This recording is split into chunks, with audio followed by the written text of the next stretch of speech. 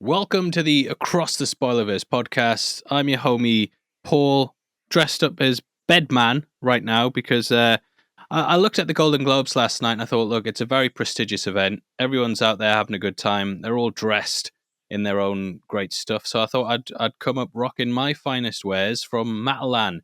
And yeah, that's why I decided to do the whole podcast in this, which is just basically a big bed sheet. So thanks a lot, guys, for all your support and making it so I can get sponsored by Batman Bedsheets. So how are you doing, Greg?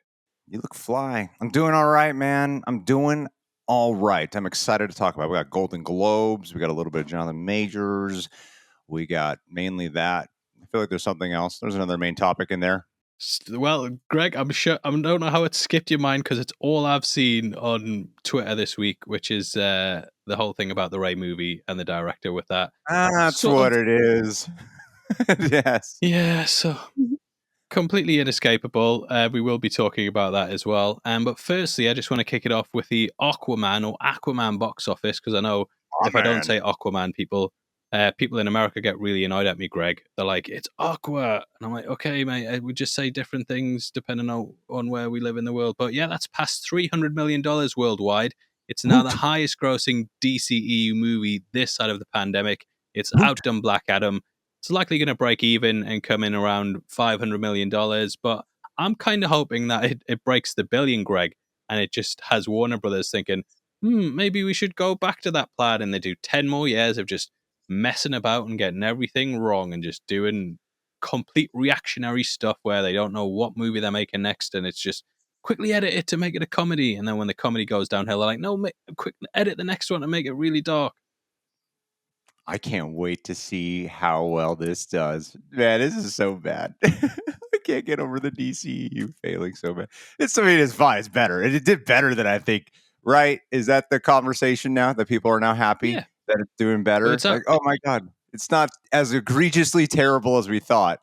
This is still not great. I don't care what anyone says. This is still not great. Yeah, I mean, when it's beating the MCU, I mean, hats off to them at DC Studios. They finally got their wish and they beat Marvel at something. So congratulations, guys.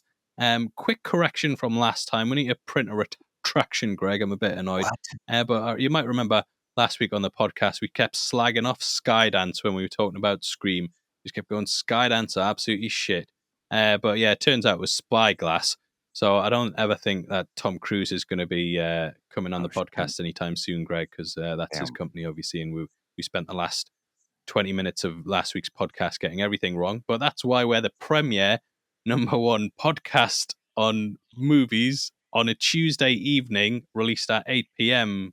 on a specific time, because that's how we do, Greg. But did it create engagement in the comments? Did did people comment police us? Yeah, they did, but you know what? A lot of people think that's good engagement, that people are constantly correcting you, but I'm just always kind of embarrassed by it, and I personally don't think it's good engagement because people are like, these guys are idiots and don't know what they're talking about. But at least we kind of admit it, Greg. Now, someone who hasn't really admitted to much things is Jonathan Majors. Earlier in the week, it was kind of towards the end of last week, start of this week. Coleman Domingo, he was rumored as being recast as Kang in the MCU. I think that's great casting. I think he's a brilliant actor. Sure. Fear the Walking Dead, fantastic in Euphoria. During the pandemic, there was an episode where they had to really pull back the cast and just have two characters basically for the whole episode, and that was Zendaya and Coleman's character, and they just sat in a diner. Blew my mind, that whole episode. That was fantastic. Yeah, exactly. And I think he would be great in the role. I mean, everything about the guy, he just oozes charisma. He's got a sort of, I don't know, that it feels like there's he's very intelligent the way he comes across, but he doesn't often say that much, but you can see him working away mentally, and it just kind of creates a character that I feel would be perfect for a villain, where it's kind of like, you can tell there's a lot going on beneath the surface, and he's just bringing it to the forefront. Now, Jonathan Majors, commanding voice, though. I want to throw that in there. His voice, just that bravado in there, the baritone. Yeah, I mean bravado, baritone. Yeah, he's got a sort of raspiness to it that really kind of, he does a lot with it. He's a fantastic actor, and I think a lot of people, when they heard this news, Denzel gets thrown out there a lot. There's a lot of actors that often get brought up, but this was the first one that I really heard where I was like, okay, this would be a big, big thing for the franchise. I think Yeah, Denzel would be great in the role, but I think we'd know it was Denzel. You know what I mean? Because he's such a for big sure. star. Whereas I think Coleman could completely fit into that role. But perhaps maybe there's not going to be a recast, as Jonathan Majors has come out and done this interview with Good Morning America as of recording this. Greg, the cynical side of me says that Disney are just completely milking this whole thing, because apparently what they're doing is they're releasing it in 4 segments, and then they're releasing a 5th exclusive segment on Hulu that is kind of an end sort of conversation thing. Wait, And I just are find it, you making a joke? That's real? I did not know any of that. They're really doing it that way? yeah. So they've split it up. They're releasing it like that, and yeah, it's So kind of weird. wild because Disney obviously owned Good Morning America. So basically, what Disney have done is they've fired him and then got him back on to do the tell-all interview about the firing. It brings a whole new meaning to the phrase exit interview. Yeah. Personally, I'm not sure of the optics of firing someone because they harm your company's reputation, but then bringing them on and giving them a platform to be like, well, we had to get let go of you because you were causing too much controversy for us. But here's a tell-all interview in which, you're going to get a chance to speak and stuff. So obviously, there's been a lot of stuff on the internet about it. I personally think if you're going to cut ties with someone, then cut ties with them. Don't cut Yeah. ties and then try make money off their downfall and release it in 4 segments with an exclusive end part on Hulu. But what are your thoughts on it, Greg? I'm blown away by what you just told me. I had no idea about that. That they were really, because I knew we were going to talk about it a little bit I'll have today. to double check it, Greg, because I don't want to be printing another retraction Hey, next does it week. create engagement? Is there Yeah, comments? I'm okay with that. But no, I I mean, if heard they're it from doing another that, YouTuber. that is insane to me. If they are doing that, it was before. I don't exactly know what the conversation was about doing the Good Morning America thing. I thought it was a little like ridiculous because it did feel the way they were advertising it did feel like something the boys would parody. And I did see, at the time of recording this, there were 2 parts that were on the Good Morning America YouTube channel. So I watched those beforehand, and I've intentionally avoided the whatever Twitter is saying, because I haven't looked at anything of what people's responses have been to it. It's a fascinating interview to me because I think he's trying to obviously do like damage control. He feels like he needs to talk about things, and it seems like the interviews the kind of, if you believe he shouldn't have been found guilty, you're going to probably really like this interview. If you feel like, no, he deserved to be found guilty, then you're going to have a completely different type of opinion on this interview, right? Like, it's just the way it goes, especially what he's doing here, because it doesn't take, at the end of the day, it's one of those things where, in my opinion, like, again, this is my opinion, I'm no expert here, I'm just going off of what the interview itself was doing, that I felt there there could have been some level of accountability. Like, they even acknowledge in there that he wasn't found guilty of intention of like intending to harm her at all, right? And I think that's something that I'm glad they really emphasized, that because when Jonathan Majors was first arrested, the instant image that was put out was like, oh my God, is this guy like a domestic terrorist? Is he like a violent abuser? Like all the things that, I don't think was they said one like, domestic terrorist, did they, Greg? no, I don't think that was the word. I'm You saying mean domestic abuser? did I say domestic? You I said don't even know what domestic terrorist.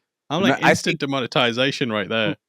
uh, maybe we mute it and have people think what I said, and then we create Mm. engagement, and people go, "What did Greg actually type?" Uh, Yeah. that's the goal here. It's just to create engagement off of wrong things stated today.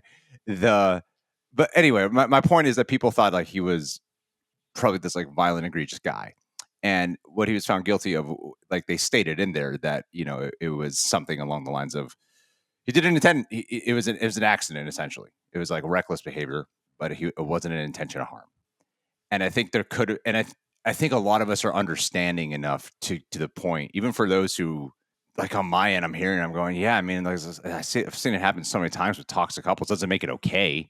You know, it's sometimes an accident might happen in a situation, but that doesn't mean they intended to harm the person. And I think he didn't take. There was one part in the interview where she did question him, like, how'd she get this? They showed the photos. How'd she get this injury?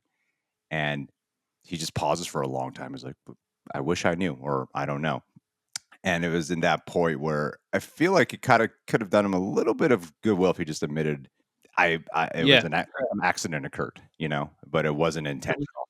There was a moment where he gets sort of almost put towards saying sorry, but what he says is, "I just shouldn't have been in the car. I shouldn't have been in the relationship," rather than saying, "I should be sorry for doing that." And I mean, look, the verdict is what it is. We've kind of not weighed in that much on it.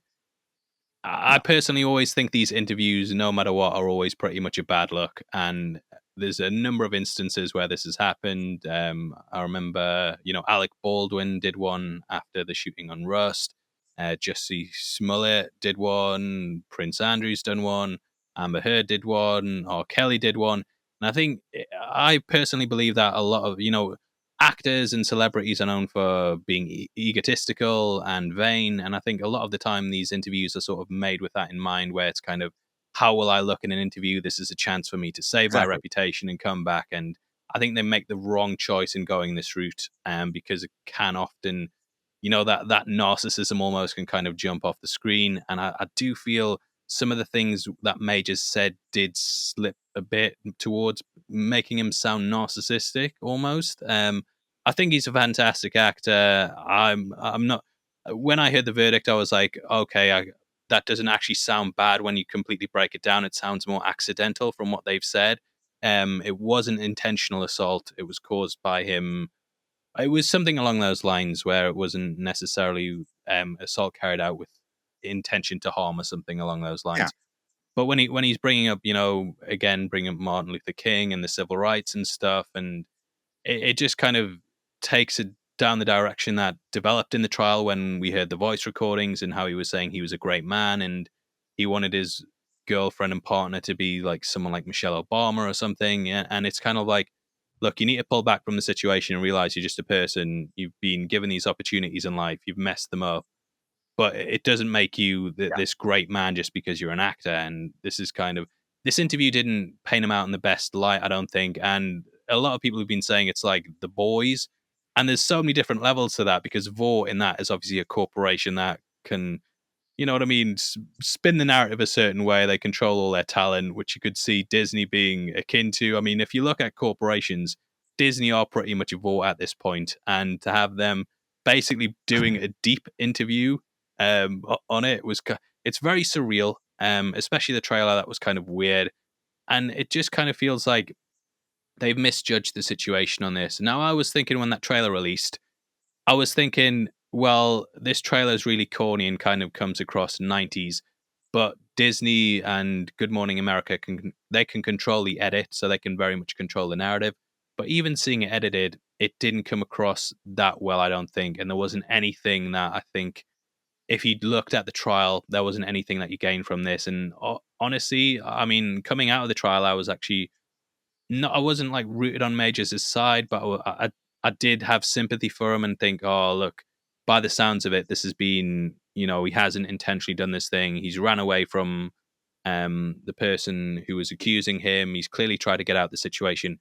But then seeing, the messages, the recordings, and then this on top of it, it's kind of like, it's difficult to really, you know what I mean, go on that side. And I think what we heard in the aftermath of the trial was that the jury weighed in a lot on the more existential information, rather than necessarily what happened on the night. And even when he's getting questions like, "Did you?" So he got something like, "Did you break her heart?" He said something like, "Not, I broke her heart, but not her body," or something. It was along those lines, and it's just kind of, Yeah. He it's was very questioning surreal about seeing these sort of things. if he harmed her physically, and he talked about how he like hurt her heart. And Yeah, which yeah, is, they yeah, focused it's on the emotional abusive side of the relationship, and you know, the power that he demonstrated there. Which, yeah, I mean, it shows. It's again, it's a lack of accountability, Yeah. saying I Mhm. broke her heart. It's not really like, I mean, me and you could say we broke some girls' hearts. You know what I mean, Greg? It doesn't necessarily paint us out as being horrendous, horrible Yeah, people. It might to some. I'm sure I broke a lot of listeners' hearts when I come out with my dumb opinions. But you know what I mean? It's less. It's complete. It's saying that you hurt someone physically is like a completely another level, especially when it's a partner, and trying to kind of not even taking accountability for it, saying like, "Oh, it was an accident. It that's all he had unfortunately to say. happened. I should have been." Yeah, That's all that's all you need to say. Just show some accountability towards it, and don't kind of try and dodge yeah. everything. I think sorry, just to interject, is that I think like to summarize what you're saying is of like doing these interviews, especially when you do them, the timing of when you do them, we're at a point now where we understand media, like most of us, where it just reads to some degree of insincere. There's some part of us that reads this as like I feel like I'm watching some PR thing. I don't really feel like I'm watching an interview that is truly stemming from the heart in some way. Like even like the wiping of the tear and stuff like that, and especially when you're an actor, you're even more likely to be questioned on how sincere is this shit because you're known to be performative, you're known to channel emotions, you're known to put up an act.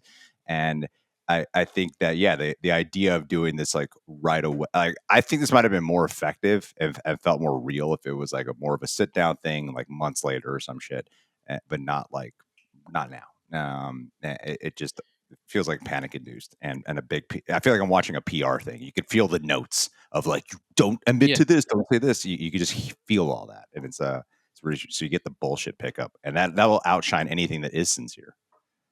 yeah. I think just the setting in general as well. It is very staged. The lighting's at a certain point, so it looks more like a closed set when there's probably a lot of people standing around them. The way they're kind of putting chairs and stuff, that does Mhm. take away sort of the naturalistic side of it. And it does paint a sort of awkwardness because it's rare that you actually sit down like that and speak with someone.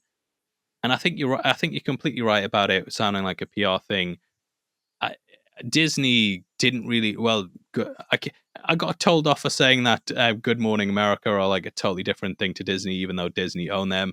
No, I do think Disney have final say over this stuff, and Totally. just looking at how it's split up, Greg. I have got the information on it. So, Good Morning America will be airing clips of it, and then ABC will be airing the extended interview on Prime with Lindsay Davis at 7 p.m. ET. So, I mean, Wow, that's cross network. It's this is not. It so is clearly ugly. controlled by Disney.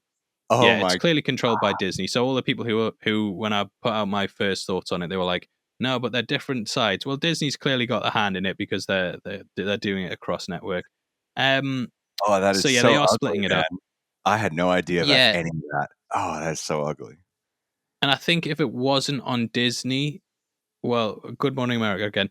But they were clearly throwing softball questions at him. There wasn't really anything getting into the nitty grits of it, like even throwing a question like, well, if someone did this to your girlfriend or your mother, what do you think should happen to them? Do you think they should still work again? You know what I mean? And that kind of catches them in the Yeah. situation where they have to talk about how they would view it happening to someone else. And that's often when you get the more honest things. It's often something judges do in trials when someone's protesting their innocence and they say, well, you say you haven't committed this murder, but if someone had committed it, what sentence would you give them? And then the judge kind of throws a curveball at them. And if they go life in prison, that's like, well, we think you did it. So you get life in prison, mate. Congratulations. You decided it yourself. So yeah, it just felt like a weird PR move.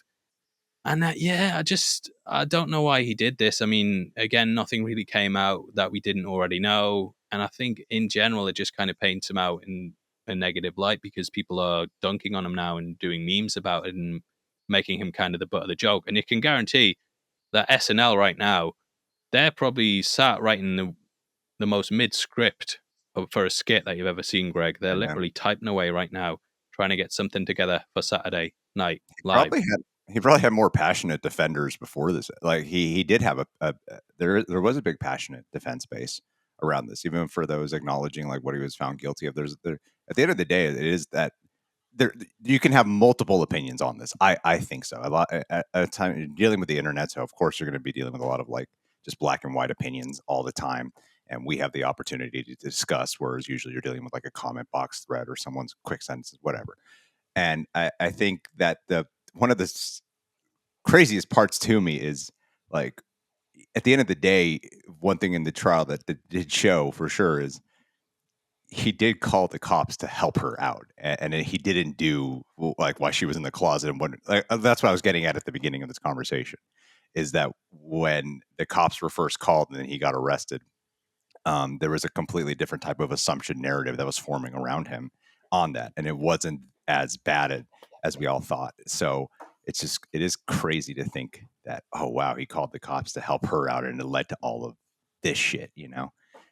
It's six, and now how they're taking advantage of it, like it's like Disney's like you screwed us over with the whole King situation, and our other movie that's coming out. Now we're gonna milk your Yeah, trial. It's that's real ugly, corporations for you, man. mate. Ugly as hell, man. Yeah, It's so ugly. corporations will pick you up, get all the money they can out of you, and then completely drop you. Now, he was asked if thinks he's gonna work again. He said he hopes so. It's God's plan that he does, and he thinks that it's God's timing. I hope that other people think that as well. So he says, I pray I do work again. It's God's plan and God's timing. I think I do. Mhm. So yeah, and that was in regard to whether he got asked if he deserves a second chance as well, and that's that's up to the studios, that's up to the audiences as well. I just think constantly, invoking God and the civil rights movements and Coretta Scott King, that's kind of He's yeah, he's an actor. it's He's not them. That's the part of yeah, it. I'm like, dude, you're not Martin Luther King. Like, you're a great actor. yeah, I get it, and I understand the what there's a degree where I understand the importance of what you're talking about in terms of representation of your people. But then at the yeah, same time, I'm like, you're not Martin Luther King. That you're not doing this act, and there has to yeah. be some type of self awareness in what you are saying, and at least convey that self awareness. Yeah, during the pandemic, one of my uncles, he constantly invoked World War II. Anytime he had a chance to bring up World War II, it didn't matter. It just anything. You'd say, "Oh, we're in lockdown." He'd be like, "It's just like World War It's two." Like, look, uncle, you're like 50 years old, mate. You weren't even alive when that happened. And I actually reached out to one of my friends who was American, who lives over here, and I was like, in America, do people constantly invoke World War II and bring that up in conversation? Because you guys fought in it as well, and they're like, nah, it's purely just a British thing. But yeah, during the pandemic, any chance a politician or someone got to bring up World War II, they'd be bloody bringing them up. And that's kind of what I sort of feel like with Jonathan Majors and Coretta Scott King and Yeah. stuff, and Martin Luther King. It's kind of I'm just calling back to a time that people feel very emotionally attached to, and yeah, I'm trying to kind of play on people's sympathies. We should ask the audience, though, man. Does the audience here, do our listeners think that Jonathan Majors deserves a second chance in Hollywood now, later down the road? I gotta ask. Yeah, Gotta I mean, let's be honest, the guy is really talented, and talent in these situations can often beat a lot of things, and there are several actors and musicians who've done terrible things. Like Mark Wahlberg had a really like if you look up what happened with him, his case. Josh Brolin's another example, and there are these redemption stories. But I think the first place that stems from is taking accountability and actually apologizing and saying what you did wrong, which this interview to me didn't necessarily come across that way. Now they are doing an extended version of it, so they could drop a segment in that where it completely changes the narrative, but off these clips they've released, yeah, I'm not sure. But obviously, let us know below, guys. And Disney are having an absolutely brilliant week in terms of PR, Greg. As the Star Wars Rey movie, I don't know if you've been on the internet this week, guys, but dear mate, there's been just non-stop back and forth about it. So, director of the Rey movie, Sharmeen Obaid-Chinoy, she came out and said, I'm very thrilled about the project because I feel what we're about to create is something very special. We're in 2024 now, and it's about time that we had a woman come forward to shape a story in a galaxy far, far away. What? How dare So she? yeah, Well, Greg, I just thought it was pretty crazy that. I think Disney have kind of almost painted themselves into a corner with the way they market stuff at the moment, which is where every single thing has to be the first time that's happened, and it doesn't really matter how minuscule it is. Now, she never mentioned direct in the whole comment, but people have obviously attributed that to her, meaning that she's directing a film. And because obviously we've had Bryce Dallas Hopefully. Howard, did a lot of the Mandalorian episodes, Deborah Chow. In terms of shaping the Star Wars universe, Greg, and being a woman, I don't know if you've heard of this Hollywood executive before, but there's actually a very famous executive attached to Whew, Star Wars. She's whew. called Kathleen Kennedy, Greg. I don't know if you've you might. Kathleen Kennedy?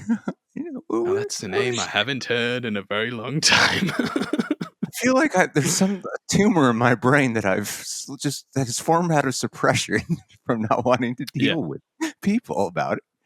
Yeah, and Kathleen Greg, Kennedy. That's familiar. as soon as I saw that, I put out a tweet saying I can already tell what the discourse around the next Rey movie's gonna around the Rey movie's gonna be for the next 2 years, and I'm already exhausted. I'm And ready for it. yet the floodgates unleashed. There's been hundreds and hundreds of videos on it, lots of comments on it. Now, let's be honest, Greg. Star Wars fans are sensitive. Now, when I say that word sensitive, yeah, there No, is a we're negative connotation.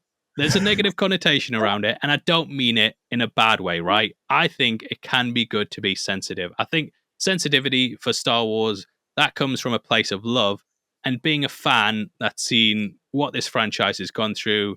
And I think I speak to everyone when I say I just want this franchise handled with respect, and I don't feel like it should be handed over to someone who's going to, be like anger people on purpose and being annoying. And obviously, there was a clip that surfaced where she said she likes making men feel uncomfortable. Now, to be fair, that came from 8 years ago, and it was in context, it was talking about a documentary about certain things that were being carried out in Pakistan where men were attacking women and stuff.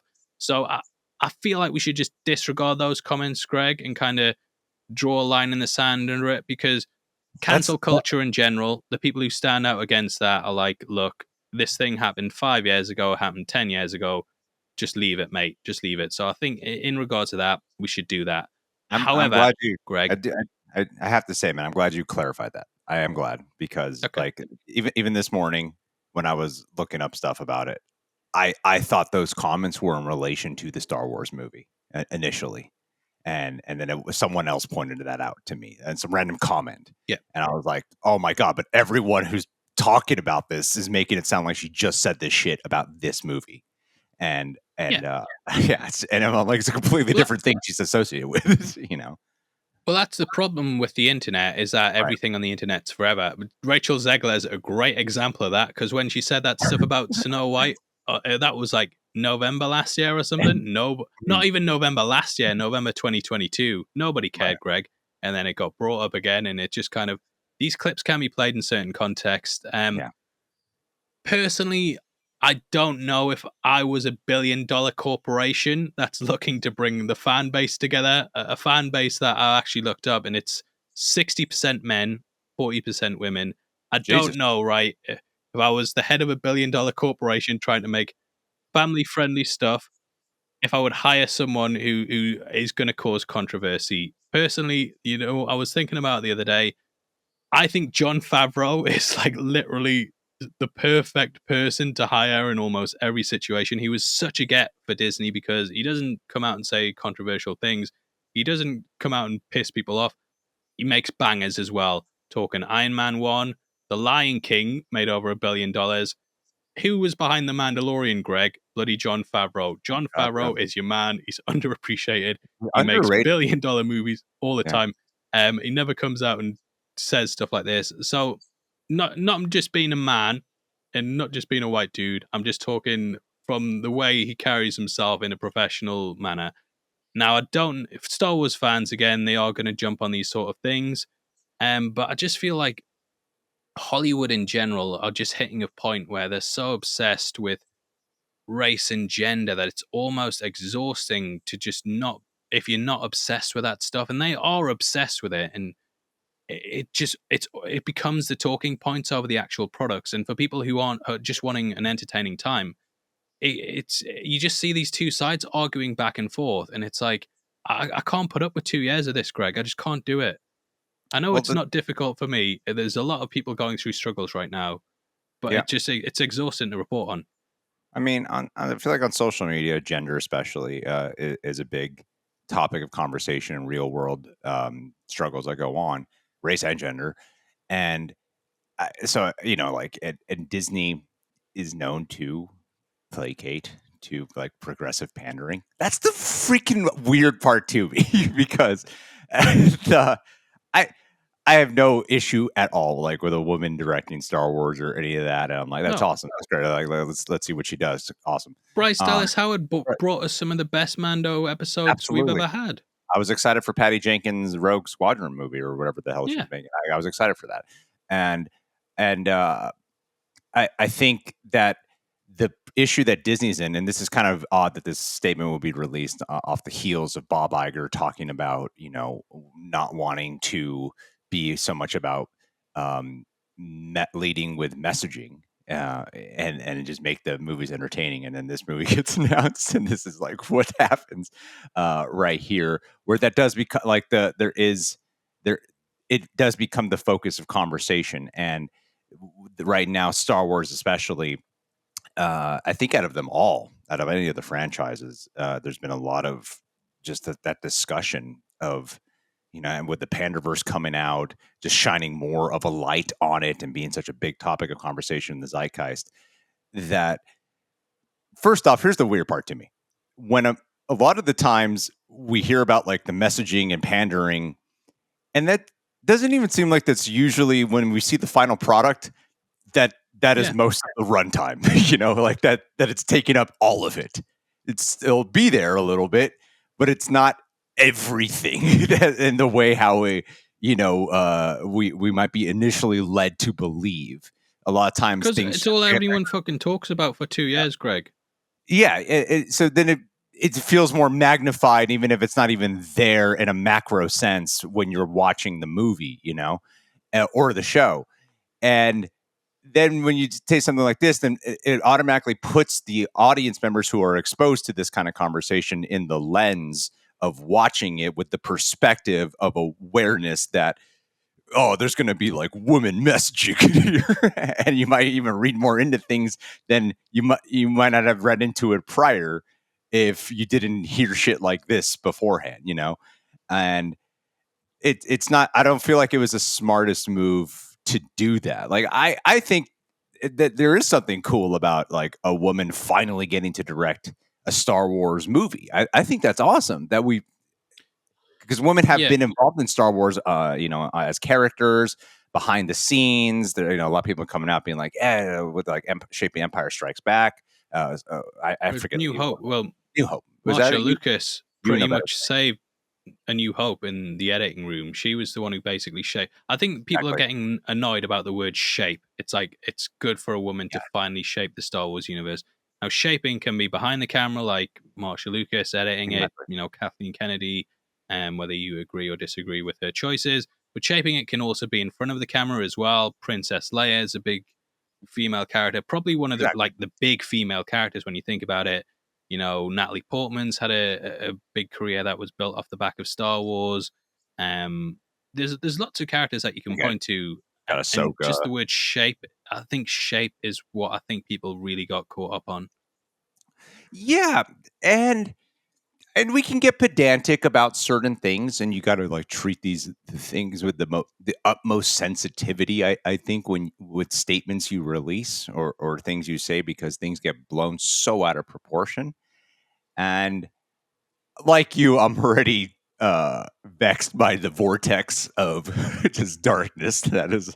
It's already happening over like this statement and a statement from years ago that Yeah, from the videos I've seen or the conversations I've seen erupting, they're lumping them together so much to the point where I didn't realize until this morning that what she said about making men upset was because when I first heard them, I'm like, oh man, why would you fucking do that right now. Like that's what I first thought, and I didn't realize that that was an age old clip, you know. And then people are just gonna pull that shit. Yeah. I am tired of it. I'm already like Well, Jesus.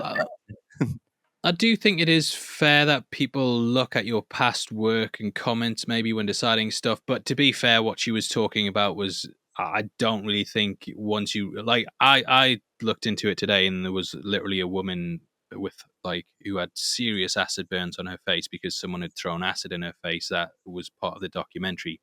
And it was kind of like, oh, this is what she was reporting on and what the Right. things she was pointing out. So it's not necessarily. I think everyone can agree that that's a very bad thing to do. So that's what she was talking about.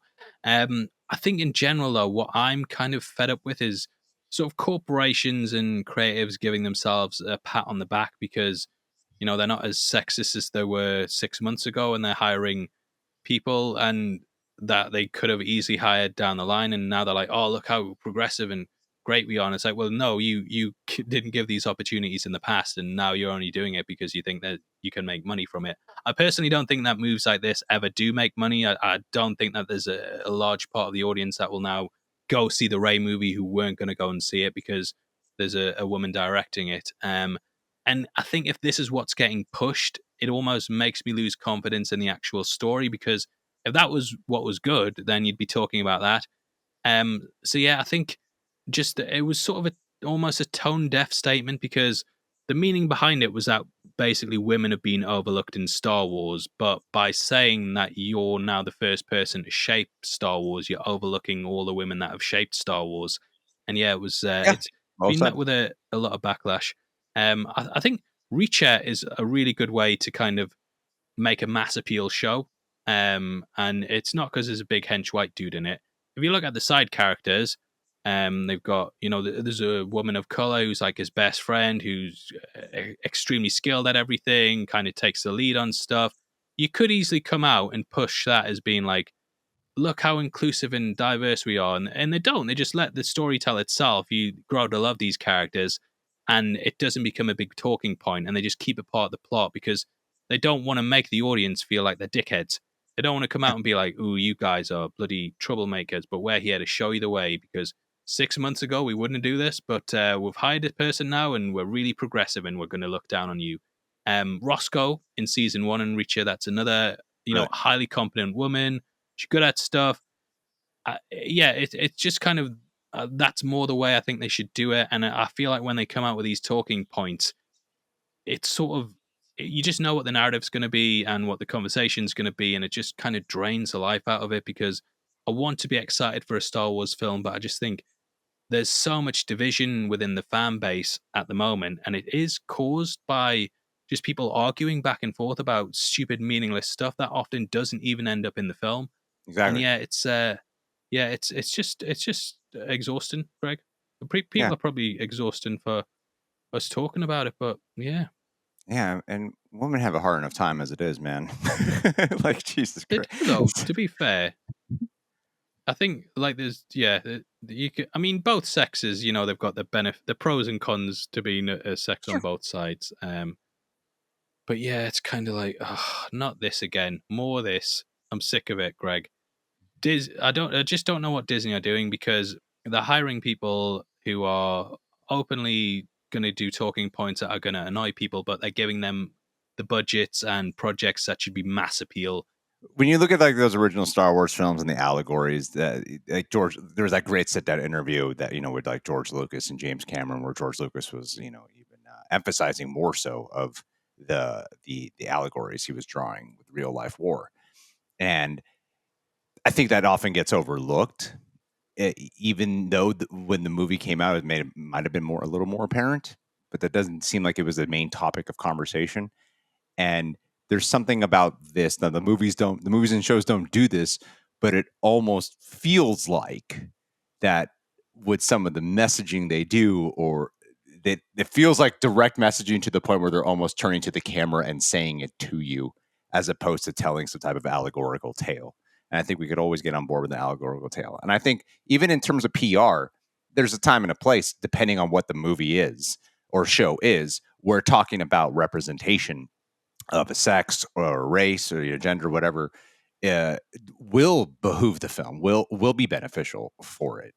And there's also a time to realize like maybe we shouldn't be doing it for this particular one right now because we I know think it's how. pre and post. Yeah, I think Yeah, once the movie releases, you kind of go back and analyze it and be like, "What do you mean Aliens was actually a Vietnam War metaphor? What do you mean yeah, Starship Troopers had all this political stuff in it? I didn't. I totally missed all that."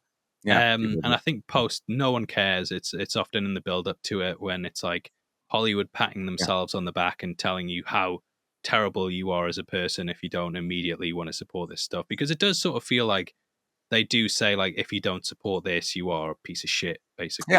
Um, and it's a weird marketing tactic, but Disney don't seem to have learned their lesson, and they seem to be going ahead with it and just continuing. And yeah, but anyway, Greg, what have you been drinking this week to get your energy up? Oh, this G Fuel, man. My Yeah, gosh. G Fuel. If you guys use the promo code in the description box, you get yourself 20% off select tubs. It has been extremely helpful. I think you might have seen it happen just in this video alone where I was a little tired and now I am more energetic. Thanks so much thanks to this. We filmed this at a time where it is the worst time for my mentality. Monday morning. That is usually my yeah, least sharp time. So I'm usually drinking a G Fuel here. So the times where I'm like at my most natural best, I feel like was when we film on like a Saturday or whatever. But on a Monday, I'm gonna need my G Fuel, plain and simple. We got marathons like Echo to get through. Gonna need my G Fuel, and everyone who comes on Real Rejects, they all drink G Fuel now. I have converted it as my new religion, and I really yeah. stand by it as a big helpful tool. I full heartedly mean it. I drink them every single day. I drink your G Fuel. I drink them all the time. Yeah. All about old school references these days, man. Love it. And if you guys want to see how much you love it too, that link is in the description. You're going to get a discount. It helps out the channel. What more do you want, guys? We're giving you discounts on stuff. That's great. So yeah, fantastic job there, Greg. I love that G Fuel gives you the power to naturally integrate Mhm. advertisements for G Fuel. Brilliant. Now, Golden Globes, Greg, is going to be our last topic of the night because it's a big one. It's a big one to go through. Did you watch it? I watched enough of it where I can participate in the conversation. I'll tell you that much. Brilliant. Yeah. Especially I as a half Filipino who mainly identifies with his Filipino side because they all stand out here. Jo Koy was a big part of my night last night. I'll tell you that much, man. Yeah. Well, I've got some good news for you, Greg. He's trending all over Twitter. Might not Yay. be for the best reasons, but Yay. yeah, he's put you guys on the map. You I guys thank you, Jo Koy. must be, yeah, feel proud of it. Pride and joy. So yeah, best film drama winner was bloody Oppenheimer, and I tell you what, Christopher Nolan came out. He gave his speech. He dedicated it to Heath Ledger. He also talked about how when he said the last time he was on that stage was picking up Heath Ledger's Golden Yeah. Globe for The Dark Knight after he died, and he said he looked over in the crowd and there was Robert Downey Jr. looking back at him and just giving him a little wink to say like, good on you, mate. We're here for you to support you. And he said, and obviously Downey Jr.'s beat was a massive part of Oppenheimer as well. And it was just a really nice moment. I love Oppenheimer. I think it's a fantastic film. I think the guy's, he's made so many seminal movies. I'm so glad to see him win Yeah. this. The Golden Globes is very much the run up to the Oscars. I would say it's kind of where you sort of get the feeling about who's going to win what, and most of the time, I'd say 90% of the time, the award winners are the same. And yeah, I hope a guy wins the Oscar. He deserves that as well, in my opinion.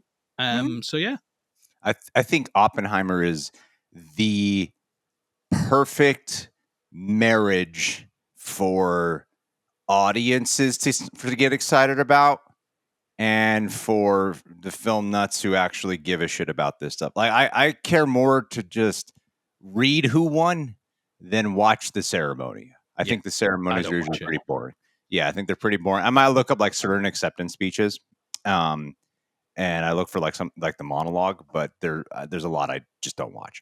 Um, and I mean, most of Oppenheimer, it's chopped up now on Twitter, so all the yeah, highlights you basically get to see the next day anyway. exactly the best stuff you can watch because they do these the Oscars and Golden Globes, they've been trying to incorporate stuff because they know their viewership's been dying, and the pandemic didn't help them out at all. So they've been trying to do some shit to make things more interesting, to appeal, with like Justice League winning audience award or something. I don't know. And now they have like cinematic Barbie box one. office achievement. Yeah, they have these types of um, box office juggernaut appeal awards to try to appease people who don't normally watch this shit because they're not part of the prestigious category or whatever, right?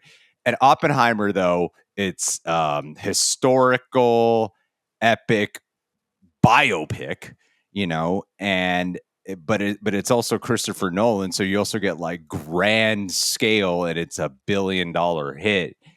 It is the film that I feel like awards season has been like, thank you, we needed this, where we can get mainstream audiences interested in one of these. Because normally like the films that are winning the awards are becoming like the juggernauts are often the prestigious, more niche type of films that cinephiles are more into, but not like huge mainstream audiences. And this is the film where you're like, oh, we can appease. This is the one where we can appease everyone. We got Robert Downey Jr. here, man. He's Iron Man. People like Iron Man, and he's great in it. The part I'm seeing on social media that's surprising me. Granted, I have not seen every film in the supporting actor category, but suddenly I'm seeing like conversations of, oh, I'm surprised Robert Downey Jr. won. And when that movie came out, I felt like everyone was saying he deserves an Oscar nomination for it. But now that he won, people are going, why him? I mean, it's usually what happens, right? Someone wins, and then there's people arguing about why this other person should have won. And that's the weird part to me of the Well, awards. we'll Where get you're into picking that party as well, apart. Greg. All right, sweet. Then let's do it. But yeah, Oppenheimer. So full awards that it won. Best Picture, Best Director for Christopher Nolan, Best Actor for Cillian Murphy, Woo! Best Supporting Actor for Robert Downey Jr., Best Original Score as well. And yeah, I think that was so. Yeah, it won. Obviously, that score's a banger as well, Greg. I tell you what, I put that on my headphones sometimes and just listen to it. What a score! Super So the pop. best film, musical or comedy, the winner was Poor Things. I've not seen it, but it's quite a controversial one because some of the topics in it. I've just mainly seen the outrage around it, Greg. I've not seen it though. But basically, they put a baby's brain into a woman's body and then have her do womanly things with men, and people are kicking off about that and saying it's disgraceful. I see why it's controversial, but I mean, it's ridiculous. It's a ridiculous plot. Yeah. It's Frankenstein remake, isn't it? Best Actress was Lily Gladstone for Killers of the Flower Moon. Awesome. Fantastic.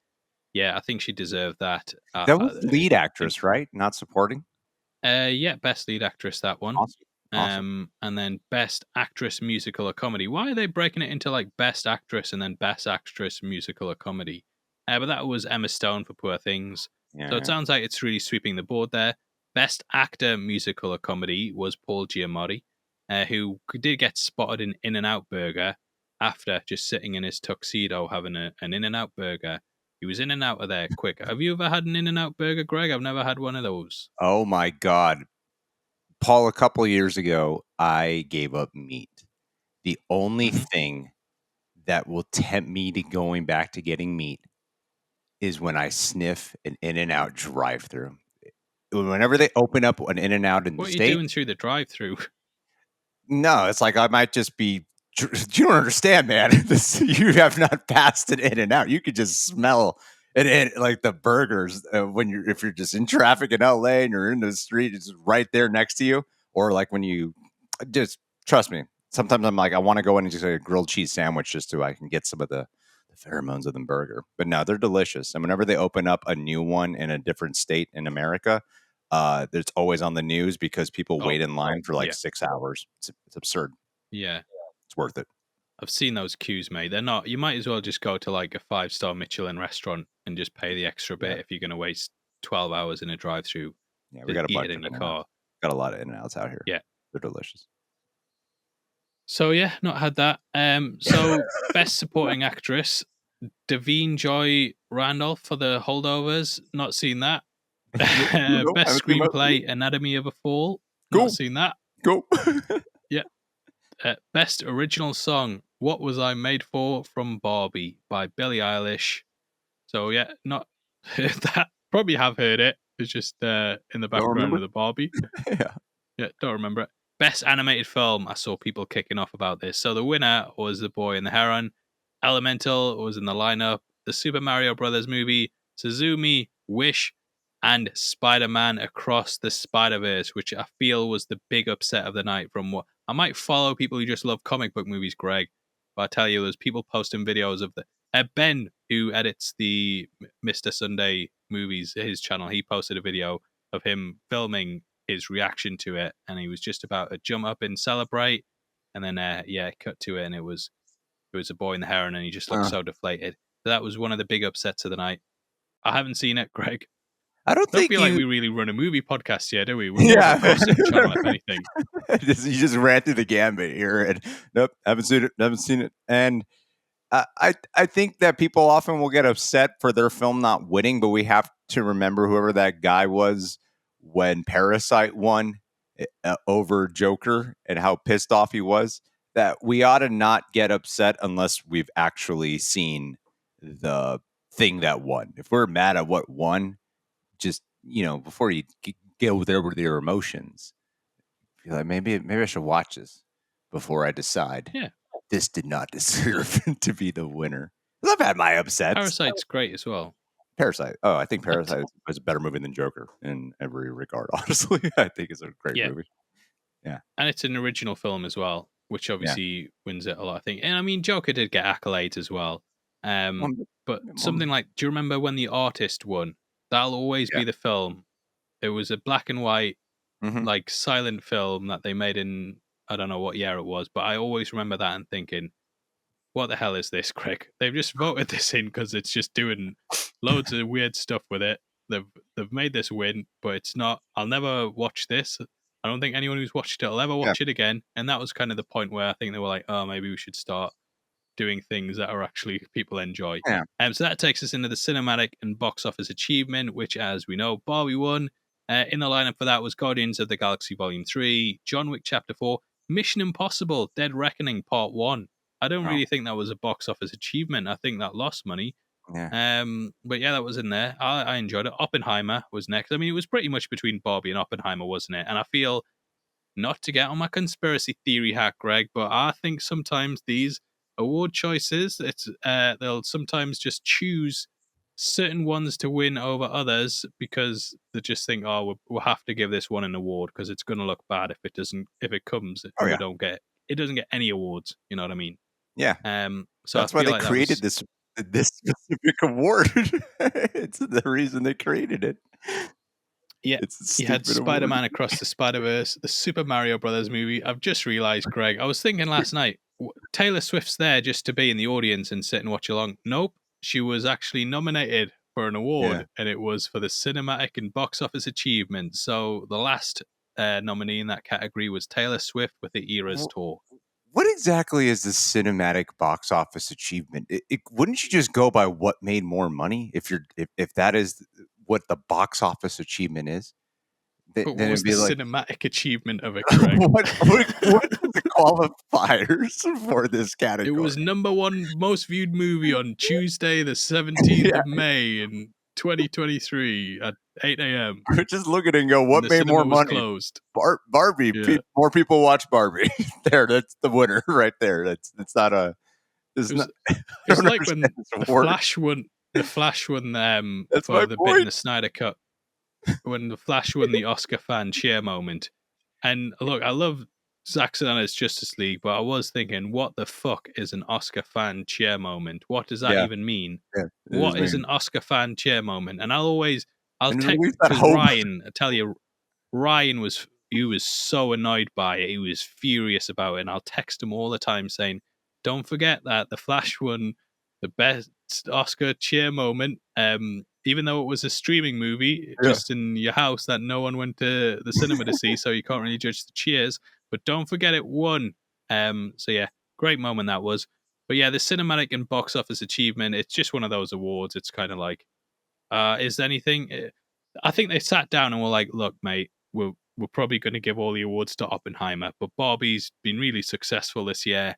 Can we invent a category where we can give an award to Yeah. Barbie? No, like, I've got a great idea. It's the Cinematic and Box Office Achievement Award.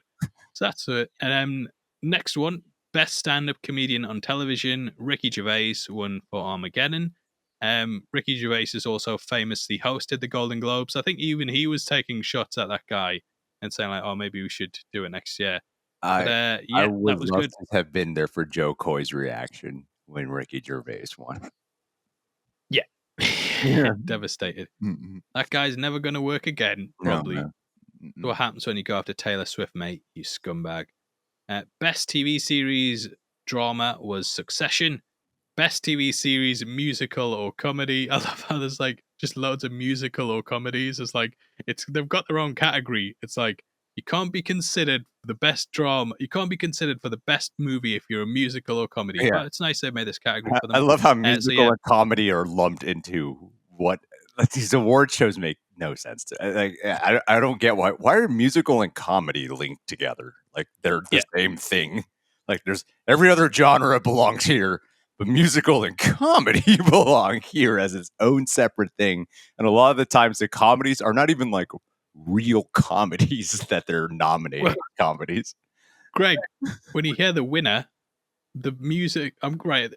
The winner was The Bear in the Oh, best musical or comedy. It's not a musical. yeah. I wouldn't say it's a comedy Yeah. either. I wouldn't really say it's a comedy. I'd say it's just like a sort of almost like a not a docudrama, but the way they shoot it, it's kind of very real life and kind of it's like The Wicker Man. The Wicker Man was shot in a way that they wanted you to believe that it was kind of Oh, real gee. and had a touch of reality in it.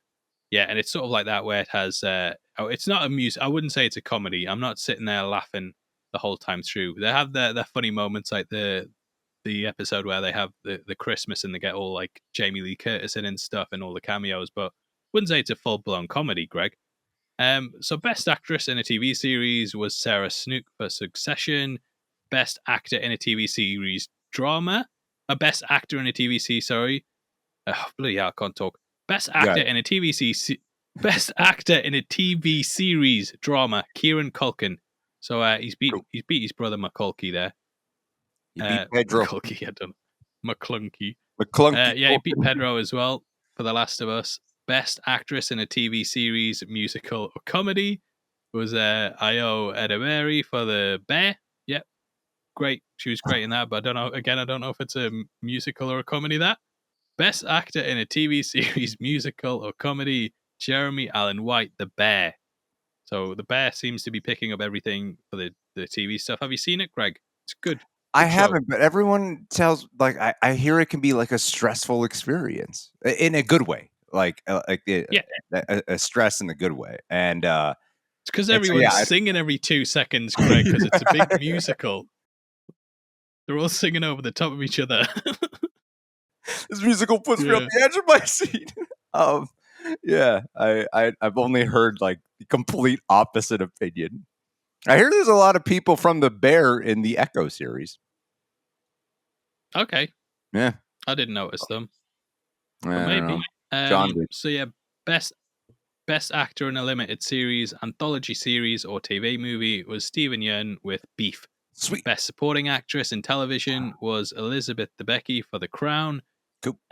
She was only in half the season. I mean, she played Diana. To be fair, she did a great job with Diana, but I feel like if she was going to win it, she should have won it for last year. Don't know if she won it last year, but she didn't really do that much this season. I don't think it was she.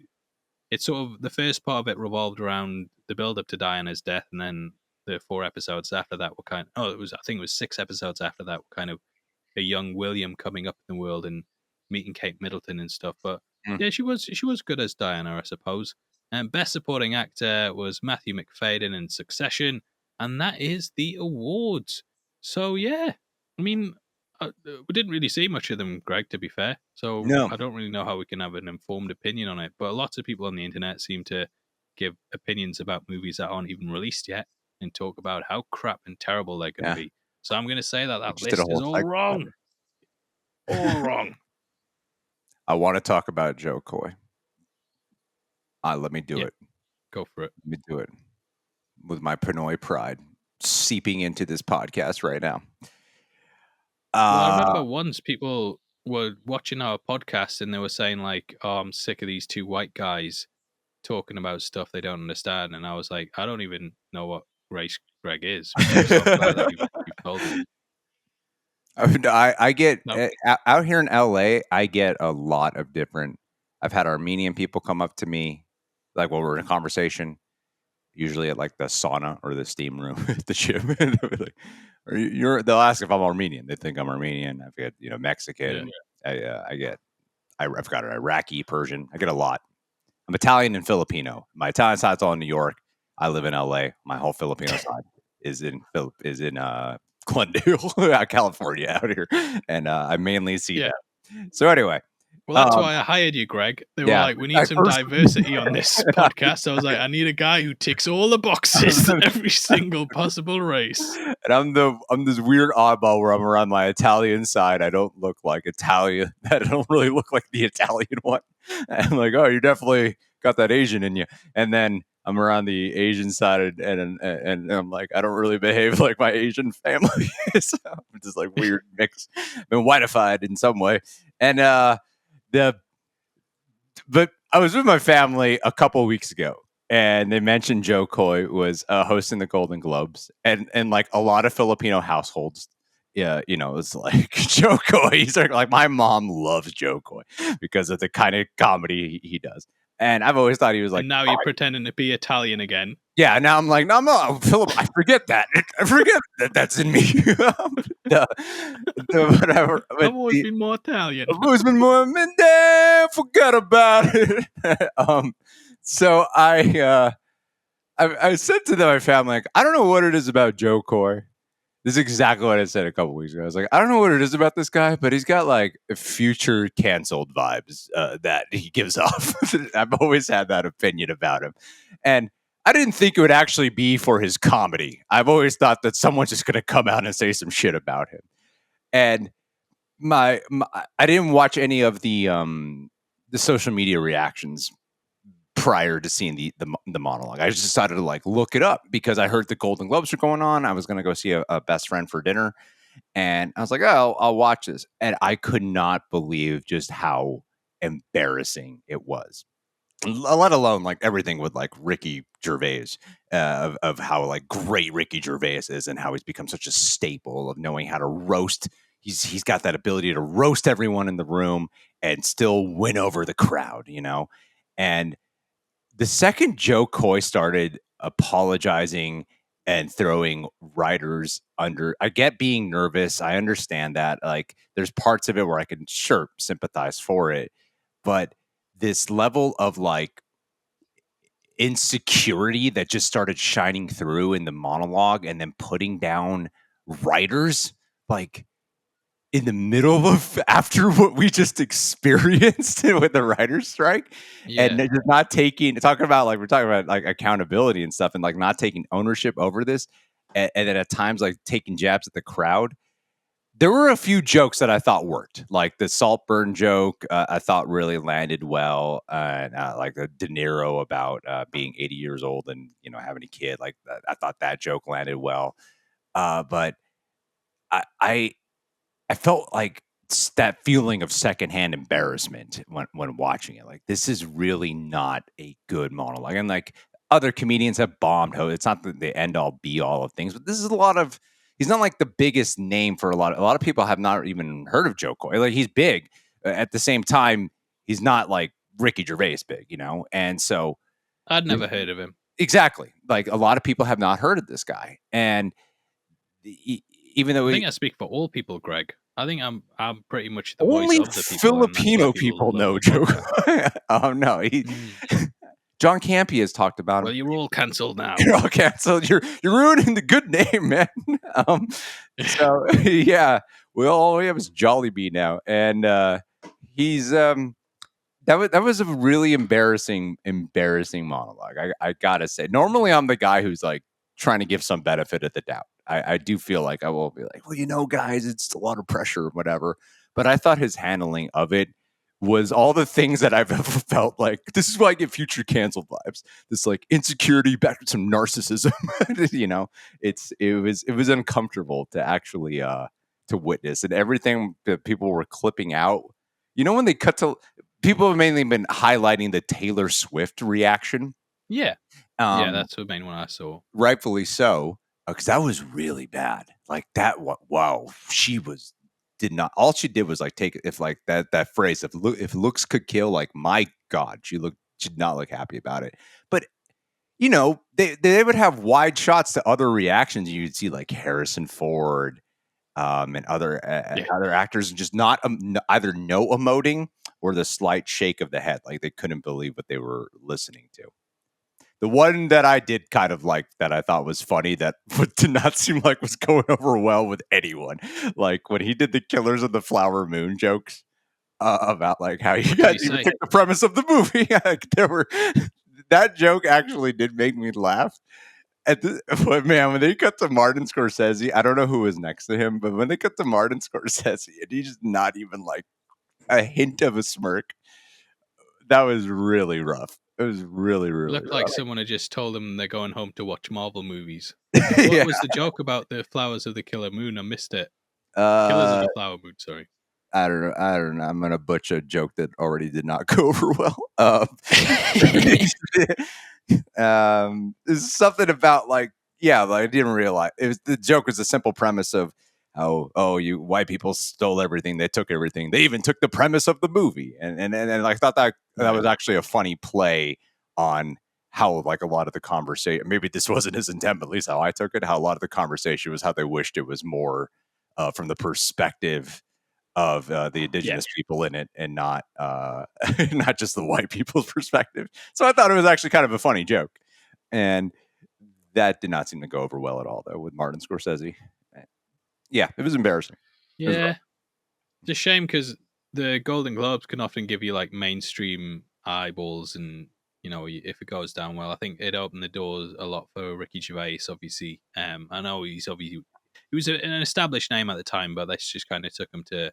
I mean, I've watched so many of the clips from that speech that he did where he was just ripping into all the people there, Yeah. and yeah, it's just people bomb on stage. To be fair, lots of comedians do, but yeah, I don't think he handled it well, throwing his writers under the bus and stuff, especially after a writers' strike. Yeah. That was bad. So yeah, That was probably really not bad. seeing back next year, unfortunately. No, man. I think Who's hosting the Oscars this year? is there a host? Is it Jimmy Kimmel Don't again? know. Did they get away? Did they get rid of the hosts after I Kevin don't. Hart? Oh yeah. It's Jimmy Kimmel. Jimmy Jimmy Kimmel Kimmel, again. He's your safe bet, fourth man. time hosting. Yeah, 4 times he's done it. He just knows what he probably just gets up and he just reads off whatever. He's like, see you guys later. I've done It's this Disney. 100 times. His show's under AB. His show's under Disney, the Jimmy Kimmel show. So Mm. it's all synergistic. It's all Yeah. promotion. And I think I would love to see Will Ferrell. And did you see Will Ferrell and Kristen Wiig's Golden Globes? Yeah. Like that was Great. like such I subtle don't know about comedy 3 there. hours of that, Greg.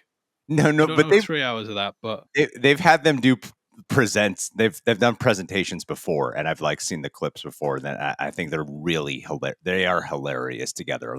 And this is a very different bit than what they've done prior. And I actually think they would do an excellent job hosting. I would love to see them do it. let's get him on. Let's get him on, Greg. Get whoever. Anyone but Jo Koy. Bloody Anyway, terrible.